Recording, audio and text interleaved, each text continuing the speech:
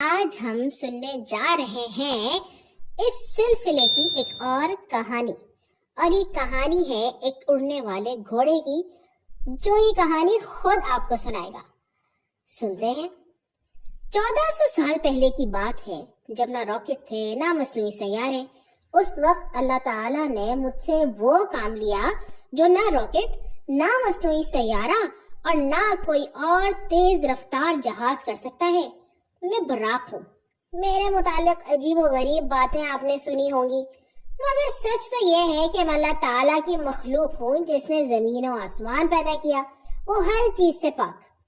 میری کہانی کچھ اس طرح ہے کہ رسول اکرم صلی اللہ علیہ وسلم مجھ پر سوار ہو کر آسمانوں کی سیر کو گئے، اور اس سفر میں بہت ہی عجیب و غریب واقعات پیش آئے، مگر یہ سب بالکل سچی بات تھی۔ یہ اس وقت کی بات ہے جب وحی کو نازل ہوئے 12 سال ہوئے تھے، اور ان سالوں میں رسول اکرم صلی اللہ علیہ وسلم پر کفار نے بہت سختیاں کی۔ آپ کے حکم پر بہت سے مسلمان ہجرت کر کے مدینہ چلے گئے، مگر اس سب کے باوجود پیارے نبی دین کی دعوت دیتے رہتے اور اللہ کی مدد طلب کرتے رہتے۔ میری کہانی اس واقعے کے متعلق ہے جب میرے ساتھ رسول اکرم صلی اللہ علیہ وسلم کا اسراء اور معراج کا سفر ہوا۔ ایک رات حضرت جبرائیل علیہ السلام رسول اکرم کے گھر گئے اور انہیں خانہ کعبہ لے کر آئے۔ وہاں میں ان کا انتظار کر رہا تھا۔ خانہ کعبہ میں حضرت جبرائیل علیہ السلام نے پیارے رسول کے دل کو زمزم کے پانی سے دھویا اور اس میں ایمان بھر دیا۔ پھر حضرت جبرائیل نے پیارے نبی کو مجھ پر سوار کروایا، اور ہم اور جبرائیل تیزی سے بیت المقدس پہنچ گئے۔ جب ہم بیت المقدس پہنچے تو وہاں پیارے نبی میری پیٹھ سے نیچے اترے اور مجھے ایک ٹیلے کے ساتھ باندھ دیا گیا۔ وہ ابھی بھی بیت المقدس کے قریب ہے۔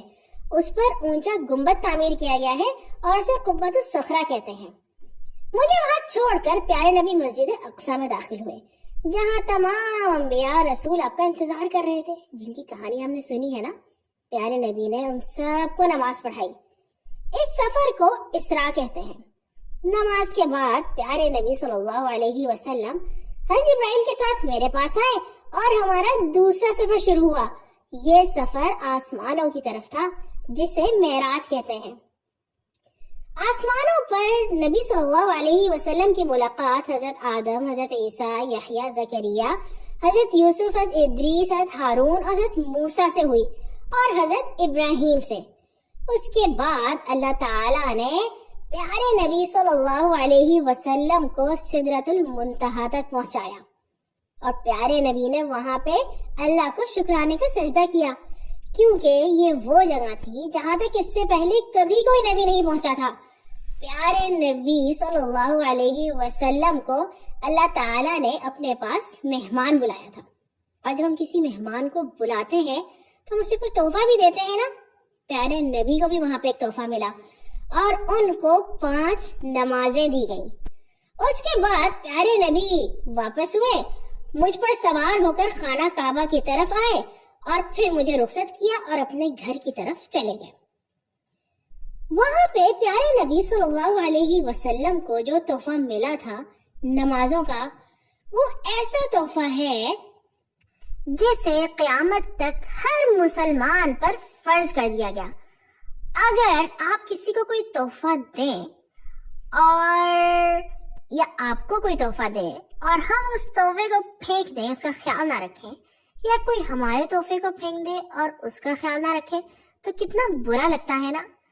اللہ تعالیٰ کا یہ تحفہ ہمیں ہمیشہ سنبھال کر رکھنے کی ضرورت ہے، یعنی کہ 5 نمازیں، فجر، ظہر، عصر، مغرب اور عشاء۔ یہ تحفہ ہمیں اللہ تعالیٰ سے جوڑتا ہے اور اللہ تعالیٰ کا پکا دوست بنا کے عباد الرحمن، یعنی کہ اللہ کا پکا اچھا بندہ بنا دیتا ہے۔ کوئی کتنے بھی اچھے کام کرتا ہو، اگر وہ نماز نہیں پڑھتا نا، تو اللہ تعالیٰ سے اس کی دوستی نہیں ہو سکتی، کیونکہ یہ ایسا تحفہ ہے جو اللہ نے پیارے نبی کو اپنے گھر بلا کے دیا تھا، اور کوئی بھی ایسا تحفہ کبھی کسی کو نہیں ملا۔ اور اگر ہم اسے بھول جائیں یا سستی کریں تو اللہ تعالیٰ کو یہ بات بالکل پسند نہیں آتی۔ اللہ تعالیٰ کہتے ہیں کہ نماز ہر کسی نے ہر حالت میں پڑھنی ہے، چاہے کوئی مسئلہ ہو جائے، کوئی مصیبت آ جائے، کوئی بیمار ہو، کوئی تھکا ہوا ہو، کسی کا دل نہ چاہ رہا ہو، نماز ضرور پڑھنی ہے۔ جو کسی بھی وجہ سے نماز نہ پڑھے وہ کبھی بھی عبد الرحمن یعنی کہ رحمان کا، پیارے اللہ تعالیٰ کا سچا بندہ نہیں بن سکتا۔ آپ لوگ تو پڑھتے ہیں نا نمازیں، اچھے بچے ہیں آپ، شاباش۔